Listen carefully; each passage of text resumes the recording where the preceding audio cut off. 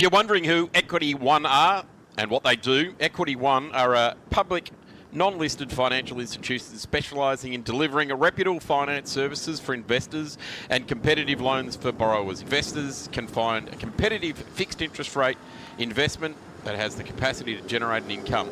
Suitable investors include superannuation funds, retirees and pension funds, individuals seeking a secured income stream, institutions, charitable trusts and other trust institutions.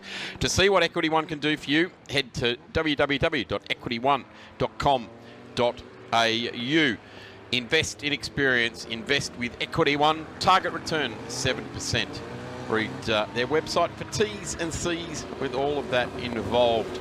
As we go back to live pictures here at the Equity One Sandown Historics for 2025, and we have got groups MO Sports and Racing.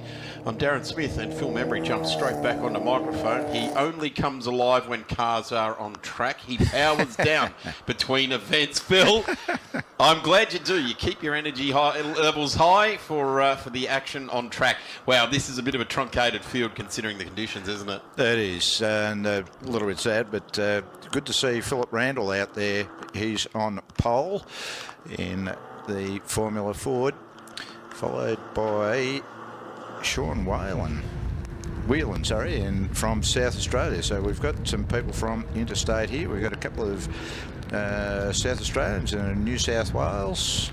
Everybody else is from Victoria.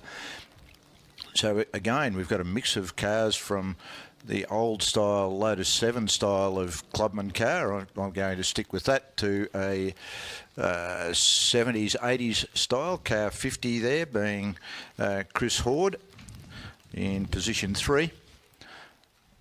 And that's the that's typical to the era too, Phil. That's the Ardbeen WDC1.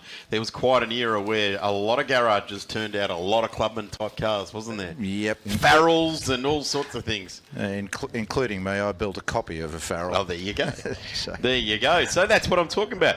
Interestingly enough, and sadly, it doesn't look like Mark Velmorbita is coming out in car number 12, which is the Brabham BT23C.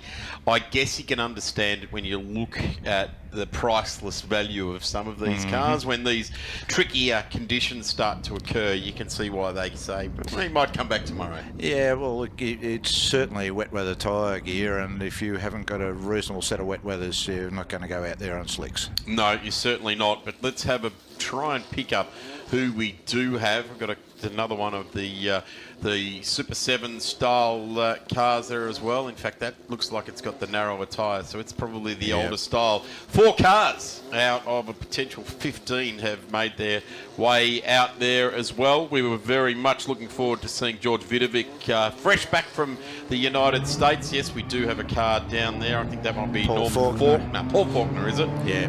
So he's off the back of the grid in the 94 anyway. So lots of gaps there as the cars stream down into turn 1.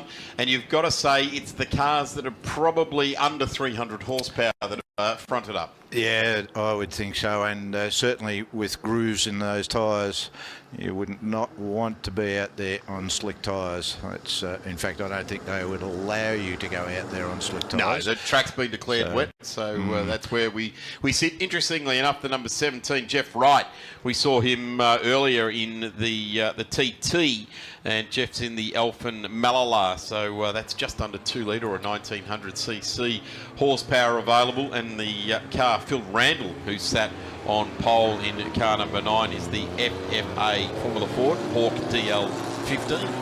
Absolutely. Now, I'm going to pick that Paul Faulkner could do quite well in this race. He just needs to, he's already up on the back of the car in front, and he just needs to bide his time, pick them off one by one, and I think he could well come through. Beautiful silhouette, the Brabham BT29, only 1600cc, but that was when those classes in Europe went to the lesser capacity. And it certainly became lesser capacity, but they certainly matched some of the numbers on horsepower-wise when they started to develop them. Names like Cosworth and things like that start to appear.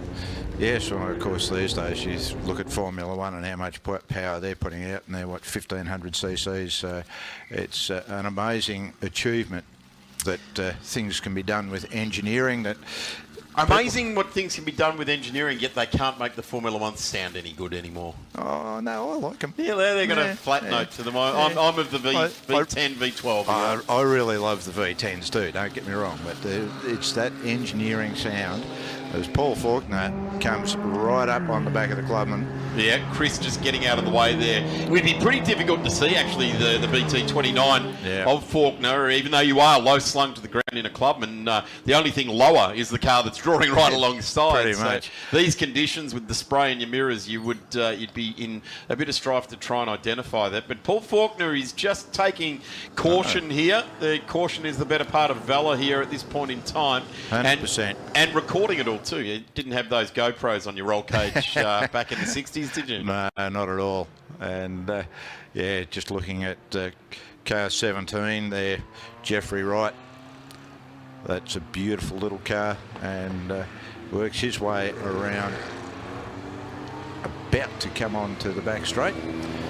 Nice and smooth through there, keep it nice and straight. Just the slightest little bit of tail waggle as he pulls it onto the straight. Paul Faulkner still at the back. I was a bit surprised by that. I thought he might have been able to open up the tap a little bit more than the car in front, but apparently not. It's tricky, and that's when you've got these bits of car underneath you, and I get it. You get out there on track, your red mist comes down, you flip the visor down, there's all these inputs, the vibration, the smell, the push into the back of your seat, and then you get a little twitch and you go, you know what, I haven't got any spares for any part of this car, and it's the best part of 12 months just to make a new wheel for one. Yeah, and next year, of course, is going to be quite a highlighting year for the Brabham cars, so Paul will be keen to keep that car in shape and ready for all of the activity that will happen next year around Brabham. Certainly, I would suggest that's why Mark Valmobita has parked it up, although he does have the Rainmaster himself, Phil Hughes, fettling the spanners on that car, doing all of the set down and set up for that car. And of course, Phil down there from Hughes Supercar Services won a race here in 2017, and let me tell you, reckon we've had some rain over the last 24 hours.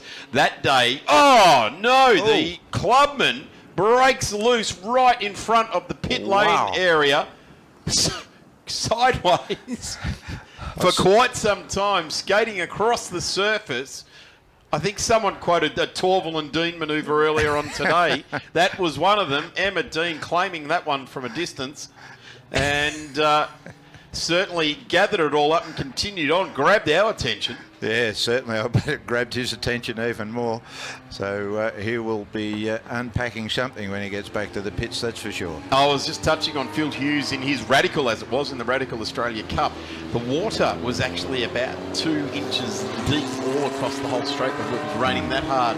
And he was the bravest soul that day and took out a race win. And all his life he's been a mechanic, working on the cars with the greats like Alan Simonson, and he became a race driver. His morph from mechanic to race driver was when he hit the checkered flag and he thrust his finger up in the... He thought he was Sebastian Vettel. Big shout out to Phil Hughes down there in pit lane. I know he's listening, and it was a great day to see the mechanic become a race driver. Just watching the white Clubman there. It's car 161. It's moving around quite a bit. Luke Harbrough, and you've got to say, we had Tom Reed in here and he'd been out in the Formula Ford in the regularity, and he said that moving around is just immense fun. It's about just moving the steering wheel millimetre left, millimetre right, or 10 millimetres or 50 millimetres, whatever the input that's required. And I reckon that's what we're seeing right now with Luke Harbrough. He's wanting to get through on the Alphen Malala. In fact, he's waved through. And I'm going to say immense fun until it's not. Yeah, that's life though, isn't it? He's gone through, he's pulled the manoeuvre off. Yep, Jeff Wright just put the arm out and said, I surrender, you go around that way and then I can control you going past, as the BT29 starts to have a bit of a look at what's going on there, and Paul Faulkner looking for a bit of a run on the Alphen. But I tell you what, Jeff Wright in the Alphen Malala bobs his nose out and says, well, I can't see anything in behind this clubman. Yeah, that mist is pretty immense, isn't it? It is. Oh, and around he goes. He was getting a little bit overconfident there. 0 to 0. Wow, it is the line that's often used. It is tricky, isn't it, out there when you see a car just on his own there like that. So the 17 of Jeff Wright continues on. And your old mate Laurie Bennett was supposed to have started behind Jeff Wright in the number 65. He was supposed to start out of position number 9. Of course, he was with you yesterday, Phil, instructing some TAFE students. Yeah, no, not TAFE. I mean, not TAFE, sorry. High school students. Secondary school students, and a big cheerio to those students from Moe who'd come up yesterday, and I took some of them in. Laurie happily talked to them about things motorsport, and later on he gave me some feedback that they were a great bunch of kids, asked some really good questions, and he was impressed by their knowledge that he was able to pick up by the questions that they asked. They already knew stuff.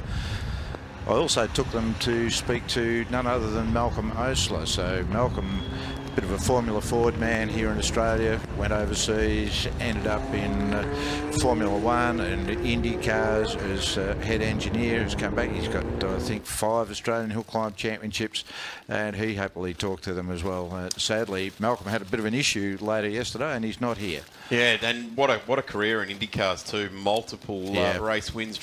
You've engineered with all the great drivers that in that era. And sadly, Malcolm not here with us today. Having said that, I think Andrew Madecki's filling his shoes quite well in the Formula 2 ranks as well. So we'll be seeing those cars coming up on track very soon as well. But this is, at the moment, everyone's trying to just find a bit of track where they're not getting spray in their face. But Randall now is, that gap is starting to be closed. 2.5 minutes still left in this one. So Paul Faulkner has managed to negate all the other competitors in this one and got into P2 with a 2:02.9 last time around and a 2:03.1. So it's only 0.2 of a second difference between first and second, but it's just on 7 seconds gap. And at 0.2 of a second, you need about another 30 laps to be able to claw back that. But this car, once it points in a straight line, and we actually haven't had rain fall for about the last 2 or 3 minutes. We're not adding to the bulk of water that needs to be pumped clean. No, there's still a lot of water that needs to be pumped. And the Faulkner machine has got a set of tyres on it that appears to be pumping that water rather well, the spray coming up from those rear tyres. But he's got quite a gap, as you say, Darren, to make up to try and pick off Randall in the front position. We will keep an eye on that because I reckon Faulkner has stepped things up quite a lot in the last little while, and it's a clubman. In fact, it's the one we saw spin a little bit earlier in the main straight. There he is there. The twitchy bits coming up over the top of the hill there, watching the clubman of Herd as he is the fastest car on the track, making up some ground from having the bit of an indiscretion earlier and trying to at least get the fastest lap time, which that is a wicked bit of application of horsepower, isn't it, for Luke Harborough in the 161. And thrilling sort of stuff. This is often when you come to the racetrack, we might not be seeing the top speeds and the top lap times, but what we are seeing is drivers' skill and ability absolutely coming to the fore. Wow, this gap is now down to under 1 second. A 155, sorry, a 156 has been eclipsed on that last lap. 6 seconds a lap faster by Paul Faulkner. He's found his flippers he is going for a swim. He has. He's certainly found as you say, the flippers. I think he's found something else. I'm not sure what he's done, but boy, that's a big chop onto the time. As perhaps he's managed to drain all the water out of his helmet, and you can see where he's going. And he's right up on the tail now. He'll pop out and make a passing manoeuvre up the back straight, I'm pretty sure. But, well, maybe not. He might just like a bit of a drink of water from the spray from Randall in front. Equal capacity, these cars, both 1600cc. I'm going to say a Cosworth versus a Kent-engined Formula Ford. So there is a significant engineering difference, and I'm going to say horsepower deficit to the car that's leading this race, which is Phil Randall, and he's done a tremendous job over 5 laps. Drove clear of Faulkner, and Faulkner's actually done what he's done to everyone else now. He's driven up to the back of Randall, and he's just having a bit of a half a lap to watch and see. Randall's noticed that there's a car in his mirrors now, and he's right. I was getting a little bit complacent. Yep, better big get on with twitches. this. Big twitches there from Randall as they come around the last few corners. I'm pretty confident that this will be the last. Last lap board out now. Last lap board coming out. So this lap, and we are underway for the final lap. So Faulkner, again, the fastest lap on that lap. So he's picked a bit extra, and Randall must have lifted his game a little bit. Yes. Certainly that last lap around, he's jumped into the 153s himself. So matching the lap time almost by the 1,000ths of a second now is Randall. So he's got the hurry up. Yep, 100%. If he can close on me, I can try the very best I can. I've done 5 laps of having a joyous time out in front. I'm not about to hand it over to an interloper coming from the back in the Brabham. I'm not sure that we'd describe Paul Faulkner as an interloper. No, well, he's got a fair amount of experience. Absolutely. As he pulls up alongside, and away he goes up the back straight, clearly in the lead now. So he will, barring commentators' curses, I'm going to tip him to win. Well, at this point in time, you would certainly expect so. But well done to Philip Randall. These cars are sharing the race together. They are not equal in specification. You can tell that by the rear tyre width on these two cars here as well. He's got about twice the width of tyre, and hey, in wet conditions that doesn't always work in your favour because you can aquaplane fairly quickly. Yeah. But there's not a drying line. There is a changing wet line out there at the moment. Yeah, drive as fast as you can between the wet bits. Well, it's wet all the way around. Randall's still fighting. And around he goes. He loops it eventually. He wasn't going to give up. I hope he's kept it off all of the bits down there. He certainly kept his foot into it. He tried to drive out of that once it started to get a little bit sideways, and that was a bit of a disaster. Oh, yeah. Well, I guess the tribute to what he was trying to achieve there was to try and get that race win back. But Paul Faulkner from rear of field started out of position number 13, ticked the boxes with the other 5 cars in this race, and ended up greeting the checkered flag first. And here it comes. Here comes Phil Randall. Let's see how far behind that loop heading into turn 11. What it cost him. Well, it cost him 22 seconds. So gathered it all up. Ultimately gets back home on the podium. So that's a great result in that respect. The Alphen Malalar of Jeff Wright will be home in position number 3. Chris Herod in the number 50 Clubman. And then we go to the 161 of Luke Harborough, and Luke is in the ARA Clubman as well. And that's only a 1500cc power plant in that one as well. Yeah, really pleased to see Randall get that back out of the boggy bits. I think he slipped out onto the green accelerator, but managed to avoid all of the paraphernalia beside the green accelerator. Well, that's true too. And we don't wish anyone to come in contact with anything out there. And the only thing we really want is the contact patch of the tyre on the black stuff as much as possible. Yep, that's it. Great job there by Paul Faulkner. And here we go with a replay with the Clubman getting all out of shape up the front straight. Yep, that was the ARA Clubman of... that wasn't the ARA Clubman. I got that wrong. That's Chris Herod. Yep, that's it. So in car 50, that's the Arbin WDC1. Randall again. He's fought it. He's sort of got it straight, and then he's fought it again, and it's just gone twitch, twitch, twitch. any which way but loose. Well, Look at the it's very spray loose. come up there. There's a lot of standing water. It's like a Moomba ski contest going on out there when you see the wall of water go up like that. So Phil Randall ends up home in P2 to Wright, Herod Harborough. And that rounds out our Groups MO Sports and Racing cars for Saturday afternoon. They'll go racing twice again tomorrow. Their first race at 10:50 for this category. Up next is Groups PQR Racing, the Q&R Sports and Invited cars.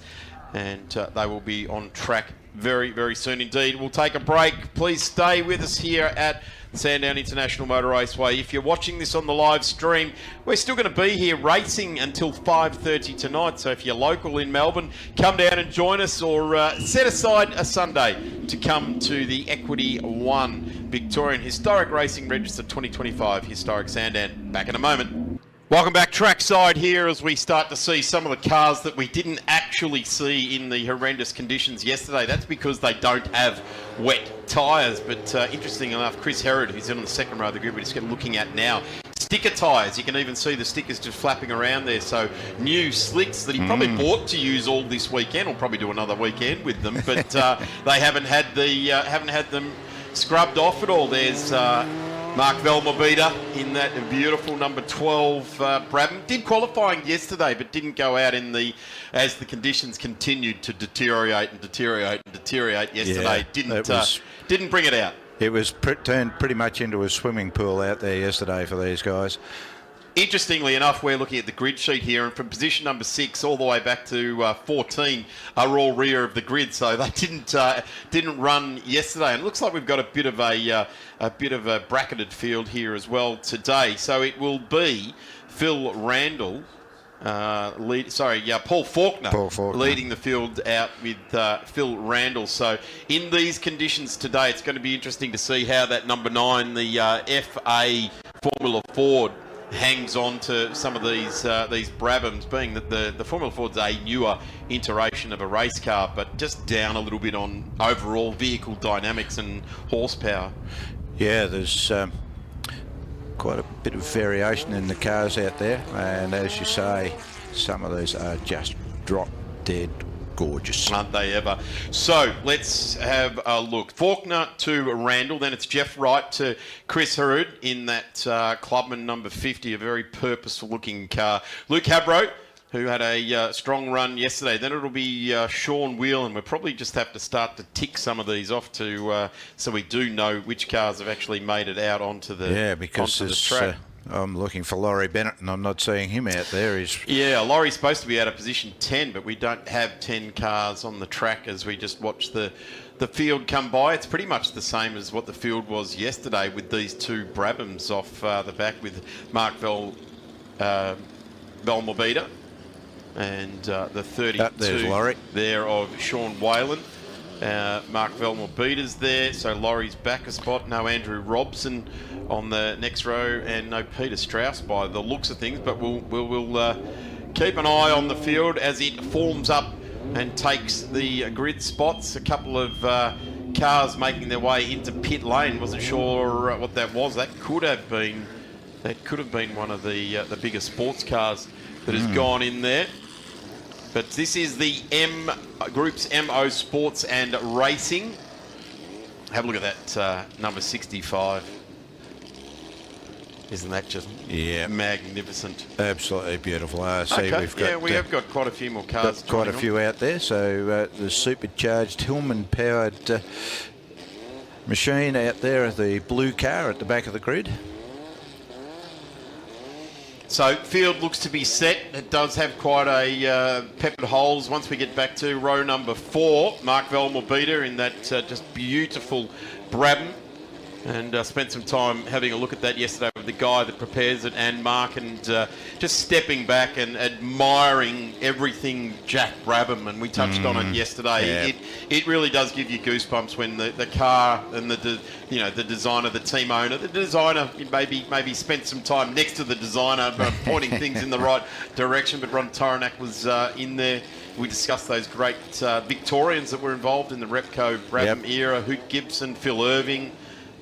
Many others that were involved down at Repco in those days. boy, we had some amazing engineers that took it to the world. And we did it so well because we didn't even have to be secretive about it. We didn't have to close the doors because no one gave us any, even bothered to travel down to here. As we get away with the first race for the day, and it'll be Mark Velmorbita that charges in the Brabham. The 50 of Chris Herod doesn't get off the line very well at all. But have a look at this out in front. As I suggested, the Phil Randall Formula Ford will probably get gazumped by these cars with better racing dynamics. Not going to say they're better designed. They've just got bigger tyres and they've got a little bit more horsepower. A little bit more power. And talking of more power, Laurie Bennett with the big Chevy-powered McLaren M1B is going to mow through this field in this weather. The track is just going to suit this car so well up the back straight. He'll unleash all of the ponies that are under the back of that car, and look at that, out he goes. And a man with an immense amount of racing experience. I first met Laurie, he was racing when I was still quite young. How long has Laurie had the M1B for? Ooh, good question. It's been quite a few years, and he did race at Goodwood. He's raced there and Spa and a couple of other places in Europe as well. So, and the car itself has got a very big history with numerous successes and different drivers along its lifespan. Yep, which I don't know all of them off the top of my head, but anything McLaren. Oh, there we go. That's Velmorbita and Sean Whelan. Yeah, so they've and another one around. Yeah, they're hitting that water that Tom Reed told us about that's still sitting across the track there. That number 16, that's Pete Whelan, as Phil just suggested, and the field now streaming by. Gee, that's frustrating when you're facing the wrong way and they just come streaming on by. There's Mark Velmorbita. Around turn one, a little bit of a move coming here back further down the field, but it's got a car retiring there as well, one of the red streamliner shaped cars. Okay, I missed that out of. And around goes another one. That's Velmorbita again. Yeah, having a bad day on keeping the back behind the front. At least he's got some grip out there on the wet grass at the moment. Can he get back onto the track? Yes, he can.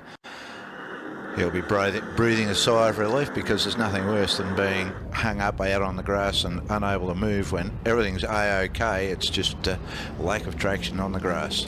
Paul Faulkner now with the 32 starting to range up, and that's Sean Whelan.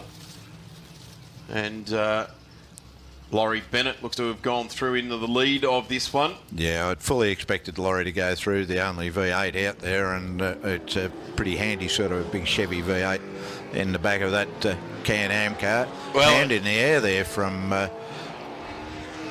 Sean Whelan. Yeah, he's retiring. The South Australian returns to the paddock there, so that is the Brabham BT30. This is not a Brabham BT30, this is a McLaren. And this is what happened, just looking at those two cars. So that was Sean Whelan and Mark Velmorbita. Yep, as they get through. Back going again. But, and that was where they lost the spot to Laurie Bennett. And then the 16 of Peter Whelan. That was... We've got another one coming onto the straight there as well. So these cars getting themselves all tangled up, coming around turn 12. That was Norman Faulkner. It... continues on its way, and just getting another look on the Equity One replay there at Mark Velmorbita. Here he is in the smack bang in the middle of our screen in the number 12, and looking to start to make some impression in this race. Gee, they look aggressive when those big tyres hanging outside like that, and they start to move around. Really does grab the attention and the skill set of the drivers as well. You've got to bring your, you don't get in one of these cars without your A game, do you? You don't. That's if you do, you're probably going to regret it. Yes, that's right. And your bank balance is probably going to suffer from it as well. Big charge up the hill here, getting a look at this car. You touched on at the start of this race, Phil. I think you said Hillman Imp. It's a Hillman Minx. Minx, sorry. Yeah, Hillman Minx engine, the Volkswagen gearbox. The engine is supercharged. That's not the car that I'm looking at there, but the one that's it's passing. So that little Slimliner sports car, beautiful little car. Got quite a lengthy history on it. I think it comes from about 1962. This is Phil Randall now. He's getting a short back and sides by the returning Melmabita, pushing through into position number 3 now, so getting himself back into a podium position where a Brabham deserves to be. Not taking anything away from Phil Randall in his FA Hawkdale 15 Formula Ford. But there it is, our director loving the number 12. I've got to say there's a lot to love about it. Just they really are a magnificent looking race car. And that is so beautifully presented as well. Yeah. Phil Hughes that does all the set down and presentation, and that on that car. A very, very proud operator, a Ferrari expert by choice, but being a Ferrari expert and that sort of thing, many customers come his way and talk about it. In fact, we touched on yesterday, Phil worked for many, many years with the late great Alan Simonson, and they bought a Radical together to do some racing. And Phil won his first race here when the main straight was about 6 inches deep in water. He's an expat Pom, so he brings that skill set with him. Yeah, he can swim. Yes, that's right. Laurie Bennett brings a skill set and has been for a long time. And used to love seeing his open wheeler. It was one of those mainstays of open wheeler racing, the livery that was very synonymous with Laurie Bennett. Yeah, and Laurie's still got that car. He's got a couple of other cars and campaigns them depending on which track he's going to, is which one he'll choose to pull out of the shed. And when you're going to come to Sandown, you've got to bring the big horsepower McLaren, don't you? Yeah, he tends to bring it here and down to Phillip Island. It's always good to see. I like the 3 mirrors mounted on this car because right now it is full of car number 63, and that's Andrew Robson. And these guys are actually showing the different dynamics of both these cars as Laurie just opens up the corner and says, "Yeah, right, yours, mate. No problem." In the Brabham BT30 of Andrew Robson, he drives on by. So that's for the lead in this race. Yeah, I do wonder whether Laurie might be having a little bit of an issue. He sometimes runs into issues with brakes, but here he comes standing on the right foot. No, he's still behind, so... Yeah, I would suggest you hit the nail on the head there, Phil, because you'd expect him to not have a dive bomb as such, but at least have a go under brakes. But there's no impotence under brakes at all. No, none at all. And he didn't really get away under power up the back straight either. So Norm Faulkner in the number 30, just going by there, the Elfin Mono, 1500cc. Yeah, they're a beautiful little car. Gary Cooper, of course, in South Australia, building the Elfin cars. How many did he build? I don't know. Yeah, we should probably find that out, not go down and have a chat to Team Ansett Elfin down there, or Team Elfin that have got the Team Ansett Elfin. I think it's the old Reg Orr-owned car down there in the paddock. There's plenty there as we're making moves back through the field, and probably going to be... No, I think we're going to get another lap before the last lap board will come up. The 25 of Jamie Cole, just getting short back and sides from Laurie Bennett. I mean that politely because Laurie eased his way through. But the 25 there of Jamie Cole, another Elfin Mono. 100%. Just listening to Laurie's car goes past out the window, and it doesn't sound as if he's working the engine all that hard. So I'm not sure whether he's got a bit of an issue that he's nursing the car. I'll have to find out. I know where his pit is. I will find out. Yeah, it's not going to be too hard. There's generally 2 or 3 people deep having a look over to watch what they're doing on that car. Another clubman that did a tremendous job in yesterday's very wet conditions. And this is Peter Whelan in this one. Luke Harborough. Oh, no, Luke Harborough, sorry. Luke Harborough, who started out of position number 5. Yeah, and you're right. He did put on a good display yesterday. How have we got all these cars on the one bit of track at once? It's almost the whole field there as our leaders start to work their way through some of the back markers, and being led by Andrew Robson in that car number 63 right there. And this is when the dry conditions come. Look at that car. Phil Randall, who started on the front row of the grid and finished second yesterday. And I'm going to say due to the rainy conditions and his bravery and skill set and talent. But when it started to dry up, the cars running with the higher horsepower like this one here, this is a magnificent looking Brabham. And no, the last lap board not coming out. It just missed it by 7 seconds before they got to the line there. So another couple of laps here. Laurie Bennett has nursed the McLaren for the last lap and a half or so. Let's see under brakes. No, he's moving the car around a fair bit under brakes, isn't he? He is. And losing ground. He'll make it up the back straight, I think.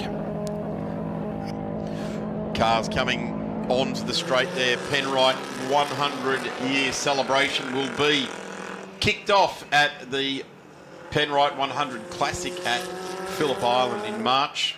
The Victorian Historic Racing Register famous event over many, many years. Started as the Castrol Classic when the racetrack reopened back there in the late 80s, and continues to go from strength to strength. And for next year's event will be the first televised or live streamed event as well. So I would thoroughly recommend everyone make their way to the track, because Phillip Island in March is a beautiful part of the world to be. It'll be mid-20s and just a magnificent place to be. It'll be a little bit easier this year to get some accommodation as well, because it's not on the long weekend. Yeah, it's the weekend immediately after the Grand Prix, and of course we always get some internationals come to that event as well. So that will be an amazing event to go to, and I'm certainly looking forward to it. Laurie Bennett still on the chase. He hasn't really dropped back a long way, but and they're on the last lap, Phil. Yeah, he hasn't got much time left to be able to make this gap. Yeah, the run up the back straight, there's not much of a run from the final corner to the checkered flag for the McLaren to apply pressure. This is the spot here. He wants to get great drive out of turn 4, and that terminal speed, or the VMAX up the back straight, needs to be very, very high on this particular lap. And I'm going to say there's going to be just a little bit of traffic there. Luke Harborough will play into this as well. Have a look at the gap though. It does close up about 6 or 7 car lengths. Luke Harborough just holding onto the line there. They'll go around him. Nice driving there, Luke. Well done. Just held his line, didn't do anything silly. And just keeping it out wide there in the ARA Clubman. And Laurie was having a bit of a dip coming up over Lukey Heights there, and went a little bit wide coming through the left-hander at the end of that, so he was not hanging about. Checkered flag, and it goes to Andrew Robson for race number 2 for Groups MO Sports and Racing for the weekend. And what a terrific drive there, Andrew Robson. Didn't compete in the race yesterday due to the conditions, and started out off position number 8, charged through the field, and managed to drag Laurie Bennett, because he started off the grid spot right behind him, pretty much as they are on their warm down lap now, or their cool down lap now. Yeah, and Laurie actually got to the front, but has then had to relinquish that and ended up second. So Mark Velma beat it to the line there as well, coming home ultimately in 4th place. So Andrew Robson to Laurie Bennett, Paul Faulkner, who started out of pole position in the 94, and the Brabham BT 29, and Brabham in 4th place there. Oh, sorry, 1st place in the 63, the Brabham BT 30, and then we have Mark Velmobita in the BT 23C as the cars continue to stream to the line. Peter Strauss in the Brabham BT 11. I promised you all in the opening comments today there'll be a lot of Brabhams and a lot of Elfins. It's going to be a Brabham year next year too.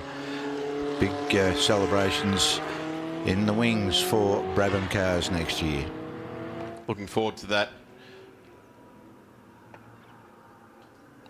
And that brings to a close the Groups M and O Sports and Racing race number 2 for the weekend. They will be on track again later on today at 3:20 p.m. We've got PQ&R Racing, Q&R Sports and Invited Cars on track next. Back in a couple of moments.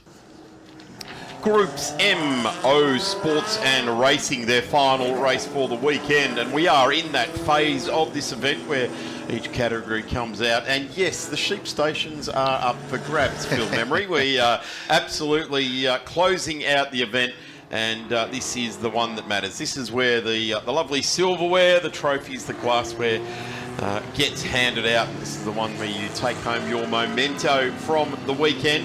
This guy on camera now, car number 9, did an amazing job in the wet. Phil Randall absolutely was not outclassed in any driving sense, was just outclassed in the package that he brings to the track sense. And when you look at the cars that are in front of him now, since being on the front row of the grid earlier today, it's any wonder that he's gone back a couple of spots there. Certainly, it was a different affair yesterday, and if you had bulk horsepower like Laurie Bennett has, or like Andrew Robson has got, you're in a world of pain. But it was stroked along nicely. He got a race win, and it was tremendous. Yeah, you mentioned Laurie Bennett. He made a bit of a mistake. He thought that he'd caught a slower car. He didn't think it wasn't for the lead. It wasn't. He didn't think he was battling for the lead. So he sort of muffed it. And well, he's got a backlog of great results that he can call on, hasn't he? 100%. And I guess that's going to make him motivated. As Andrew Robson will come off pole in the number 63 there. Laurie Bennett right alongside in the McLaren. Paul Faulkner to Mark Velmorbita in car number 12, another Brabham. Pete Strauss in the 11, that's a Brabham BT 11. Pete Whelan, who's come over from South Australia in car number 16, an Elfin FJ Catalina. Another one of those magnificent Australian-built racing cars. Phil Randall, who we just touched on in car number 9. Chris Herod in the Black Clubman, who had a little tiny indiscretion in the last one there. Luke Harbrough in 161, the ARA Clubman, who did very well in the wet yesterday. Soren Lukens in the 88. Sean Whelan, Jeff Wright, and George Vidovic hasn't taken to the grid at all this weekend, and he's a birthday boy. That is not the best way to spend your birthday weekend, and particularly on return to his home track. Although he's been racing in the USA for the last 5 or 6 seasons and has won I think it was the SVRA GT Championship this year. Missed the presentation dinner last weekend over in the USA because he's back here in Australia and was racing at Tailem Bend. But George not taking to the track, sadly. We'll have to wait until March for the Classic. In fact, I think he's running at the Geelong Revival as well in a few weeks' time. Field is set. Green flag waved. All the officials off the track, and we get set to go. Standing start. The excitement of the standing start. The thrill of the engines rising. And the clutch take-up as the number 32 down there at the back of the field, Sean Whelan, just giving a last-minute adjustment. 5 seconds being displayed. And revs rise, and away we go, and it is the McLaren. Have a look at the way the car right next to him. Andrew Robson got an amazing start there, and the 50 hasn't moved. Chris Herald in the Clubman has not moved. The charge down to the turn 1. Andrew Robson wins the whole shot run underneath the Penrite Oils flag and into turn 1. Paul Faulkner all over the side and then the rear of Laurie Bennett, and also Mark Velmorbita in his Brabham, just sitting off the back end there. Of course, Mark had just a couple of journeys into the grass in the last race. Hope he keeps it on the black stuff for this one. 100%. Laurie Bennett will be looking to stretch the legs of that McLaren M1B up the back straight. The big Chevy V8 will power that car up there, but can he catch up to Robson? He's right on his tail as they go over the top. Down around the squiggly bits there down to Dandenong. I think Laurie will line him up down the start-finish straight, maybe. Hopefully he's got enough power to do it. Well, I tell you what, he's got a good couple of litres of performance over the Brabham BT30, being listed as a 1600cc 4-cylinder, but it is using all of its grip, massive grip, not overpowered, and I don't think anything can be overpowered, but at the moment Laurie Bennett is looking straight over the grid spot that he left a number 11 for the first 7 or 8 metres of the start of this race. Yes, he'll be probably a little bit annoyed at himself for doing that. He's usually a very, very good man off the start line. Tried a little bit too hard, and that didn't work for him. So around turns 3, heading up to the back straight. Laurie is being worried at the back there, and that car is going to get a lovely draft up the back straight.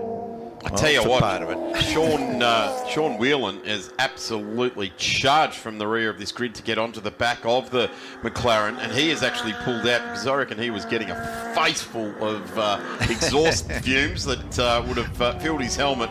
And you can't do that for too long when you're looking straight down the exhaust pipe of a McLaren M1B. Not at all. And Laurie again coming under attack from Whelan with white flag. So I suspect that that's indicating a bit of a problem as the clubman... Slow-moving clubman there, which didn't get off the line there. That's a real shame for car number 50, Chris Herod, who drove ever so well in the wet, and that is a good point of judgment. If you're driving well in the wet, you're a good race car driver, and he was doing a tremendous job in the wet. Laurie Bennett now. Car just moving a little bit on the surface of the tyre under brakes there, but charging Sean Whelan, who started out of 13th and within the first lap and a half was all the way up to P3. And the number 32, Sean Whelan, Brabham BT 50, similar to the car that's leading this race, the Brabham BT 30 as well. So very much a Brabham affair with McLaren. Laurie does not appear to be able to close that gap. In fact, the gap is getting bigger, and Robson is on a 1 minute 19.4, and Laurie Bennett a 1:22.15. So not looking good for Laurie to be able to close that gap down and pluck the win. How often do you think Jack Brabham and Bruce McLaren met each other on a racetrack? A bit. They were good mates. They were. So they used to spend quite a lot of time together. So, hello, who's slowing there? That's our race leader. Is that car number 60? No, maybe he's gone across the line. Yep. It was a red maybe car. Maybe it's Whelan. That's the 32 of Whelan and into the pits. Oh, what a shame. Starting out of 13th up to P3. And what that does is that releases Laurie Bennett, but it gives a massive impetus to these two. That's Mark Velmobita in a podium position and Paul Faulkner to try their very, very best over the next 4.5 minutes left in this one. So about 4 laps left in this one. But these two now have a supreme motivation to grab another spot on the podium if either Robson, and he's disappeared 7.5 seconds up the road from Laurie Bennett. Laurie Bennett another 5 seconds up the road from these two, and you'd have to suggest whilst the McLaren is hunting like it is, that gap will just expand. Yeah, I can't see Laurie closing that down, and which is not like Laurie to give up. He's certainly a competitive lad. This gap here, he's got to manage this gap. I'm going to say the race lead that Andrew Robson's now got with only a handful of laps left. He has to be now 2 seconds a lap faster. This guy we're looking at here, Laurie Bennett, has to be 2 seconds a lap faster than Robson to even consider taking a victory. In fact, it's now over 8.5 seconds. So if Laurie wants to hang on to one of the big trophies, the car behind there, that's the one that's chasing him down. In fact, we've lost Paul Faulkner as well. He was running very closely with Mark Velmobita.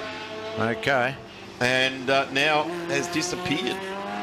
Both those cars are Group OR1 class cars, but Faulkner has gone through. I'm just not seeing him on screen, so he's gone through on that lap through. Just watching Velmobita, which is the Brabham BT 23C in the greeny colour or an acry colour. There's our race leader. That's Andrew Robson. And that is a beautiful, beautiful car. Incredibly well presented. You can see the drive shafts with the old universal joints. Yes, you can. It looks like they're spinning backwards as you slow down. Yeah, that optical illusion, but very much you can see them. That now would be shrouded with safety covers and all sorts of things. Well, it wouldn't be a uni joint. No, it wouldn't. Constant velocity joint. It would be a CV for sure. Yeah. So we're starting to talk things technical for anybody out there who doesn't understand.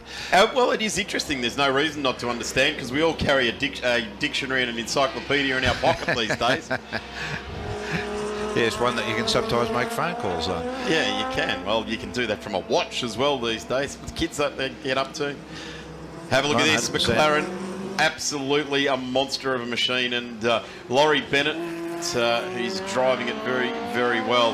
Nice to get yourself in position in life where you can come to Sandown International Motor Raceway at the 33rd running of the Equity One Sandown Historics and have this as your race car. Yeah, so nice. And look, Laurie's a great fellow. I had him talk to some high school students on Friday.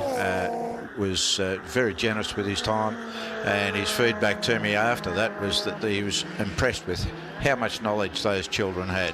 We definitely have lost Paul Faulkner off the back of Mark Velmobita. In fact, he's 18 seconds back now, so Mark Velmobita is as lonely in position number 3 as Robson and Bennett are in positions 1 and 2. They've got a good couple of 100 metres air gap between themselves and the nearest protagonist, so going around for another lap, and I'm going to suggest the next time around Robson will be shown the last lap board, but this is a substantial lead as he starts to come up on the back of Phil Randall. Yep. This time yesterday Phil Randall was leading a race in the wet and that's the great leveller, isn't it? It certainly is. Webbed feet, they're very handy. In the wet they are. In the dry you need to be able to dance on your pedals like twinkle toes, don't you? And well, that's what you've got to do in these cars. They're very tight down in the footwell. It's incredible the variation even in Formula One cars from years ago. I've been lucky enough to sit in an ex-James Hunt Hesketh and it was like a bathtub, plenty of room, and I sat in an ex-Mario Andretti Lotus and that was a tight squeeze. JPS Lotus? Ground effects car? Yes. In Sydney? No. No. Fulton Island. Yeah, okay. That was the old...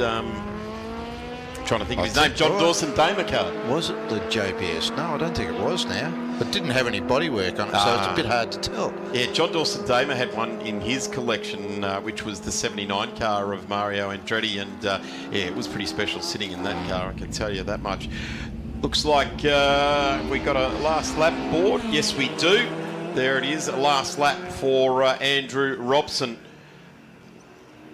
And here comes Laurie Bennett, and well, Mark Velmobita is ranging up into the back of Laurie at the moment, and that time just across the line, 0.85 of a second between this McLaren and that Brabham. Yeah, now Laurie's taking a very narrow line into the corners there. He doesn't appear to be really pushing the car to try and straighten those corners out. This is very, very close down indeed. Up the inside, Mark Velmobita is going to take P2 in this race, and I hope Laurie is not thinking I'm not racing this guy.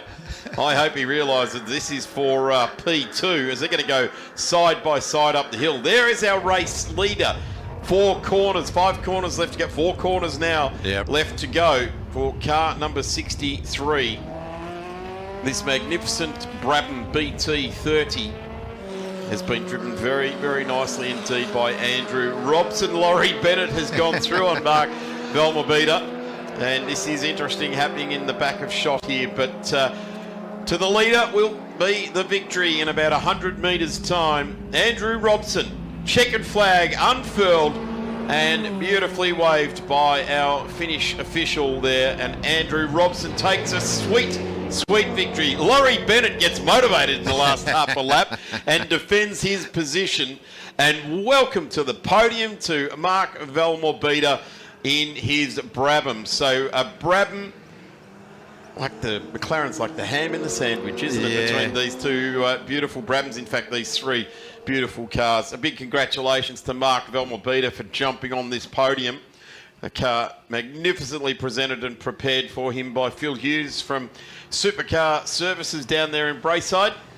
But these 3 cars, have a look at Laurie, always waving to the trackside officials, letting everybody know. Yeah, he's a lovely guy, and if you're wandering around the pits, he's worthwhile going and have a bit of a chat to. I reckon they'll be in heavy pack-up mode to get back up the highway this afternoon now, but we've still got tons of racing to go. Wow, 1, 2, 3, 4, 5 races still to go, and that was the big bangers in the sports cars, in particular the big banger right there, the McLaren. And I got to say thank you very much, Laurie Bennett, but also to Andrew Robson and Mark Valmorbida. There's Paul Faulkner parked off the edge of the track there. So I wonder where he appeared from. He wasn't there a lap or so ago. He didn't get to the line because he was completed 8 laps. Oh, no, that's not Paul Faulkner I'm looking at. That's the other one. Paul Faulkner down on 7 laps. Yeah, so obviously didn't get through. Norman Faulkner was the one I was looking at in the Elfin Mono. But this is a Brabham. Car number 63, Andrew Robson takes the victory. Laurie Bennett in behind. I think he's just trying to cool down, actually, Phil. He's got the arm up in the air and acknowledging all of the flaggies. They do appreciate it, that's for sure. And Mark Valmorbida has got a taste of the podium